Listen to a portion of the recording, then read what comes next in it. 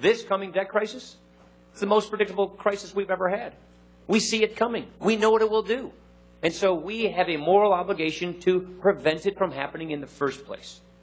By 2023, we will collect twice as much revenue as we did last year. But CBO says that the deficit will be nearly $1 trillion in that year. Clearly, spending is the problem. And it's more than an economic problem. By living beyond our means, we are stealing from our children. It's selfish, it's immoral, it's wrong, it's unfair, and it has to stop. So we not only balance the budget in 10 years, by putting the right reforms in place, we also pay down our debt. The less we owe to foreign creditors, the more of our own future we will control. The truth is, our debt is a sign of overreach. It's a sign government is doing too much. And when government does too much, it doesn't do anything well. So it's only common sense to balance the budget because it returns government to its proper limit and its proper focus. We believe that there's an important role for the federal government, and we want those roles to be respectful of its limits, and we want the government to do its functions well. But when the government does too much, when it tries to do everything, it spreads itself too thin, it doesn't do anything very well. By balancing the budget in 10 years, we will promote a healthier economy and help create jobs. CBO says that legislation that reduced the deficit as much as our budget would increase gross national product by 1.7 percentage points by 2023. In fact, economists at Hoover, the Stanford, John Cogan and John Taylor, believe that reducing the deficit now would have immediate positive effects for growth and jobs. Our budget will provide economic security for families. It will guarantee a secure retirement for seniors. It will expand opportunity for the young. And look at what they're reaching. Escalating student loans, a bad economy, no chance of getting a good-paying job to pay those loans back. They deserve better than this. This budget will restore fair play to the marketplace. We want to get out of the business of cronyism, which both parties have fallen victim to, picking winners and losers in Washington. We want fair play for everybody in the marketplace. And it will keep our country safe.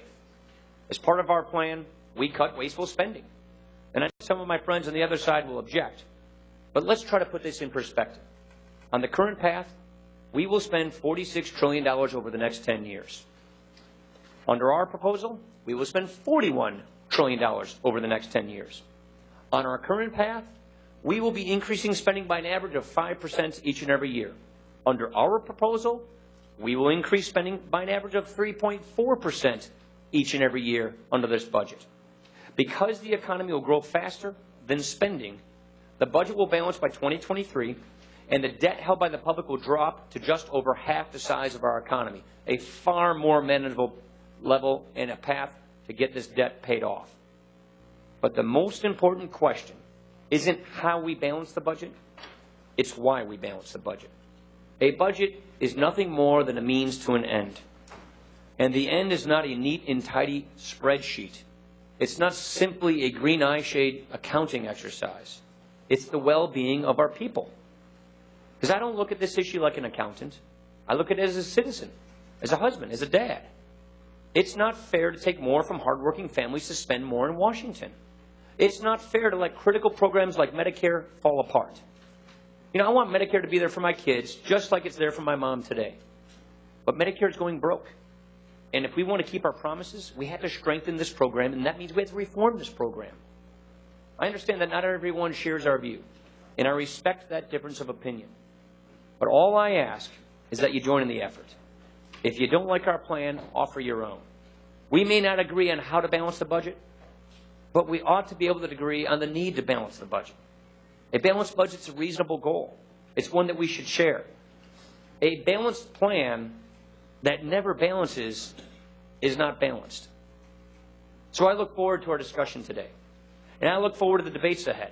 And so when we hear the word balance being thrown around about how approaches are balanced, if it's just more spending fueled by higher taxes that never balances, that does not do justice to the next generation.